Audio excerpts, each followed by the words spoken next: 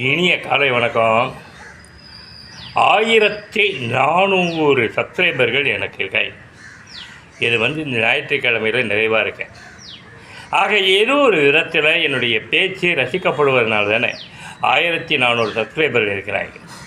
சரி, இன்றைய செய்தி என்ன? சோர்ந்து உட்காராத. உன்னுடைய கடைசி நொடி மூச்சு இருக்க வைக்க சோர்ந்து போனால் புலி வருது விஜயகுமார்னு வார்த்தை வரவே கூடாது. இந்த காரணம் என்னென்னா, நான் ஒரு யுத்த வீரன். நான் ஒரு பேருக்கு வைக்கல படத்துக்கு புலி வருதுன்னு. எனக்காக வச்ச படம். அந்த கதைக்கும் புலி வருதுக்கு சம்மந்தமே கிடையாது.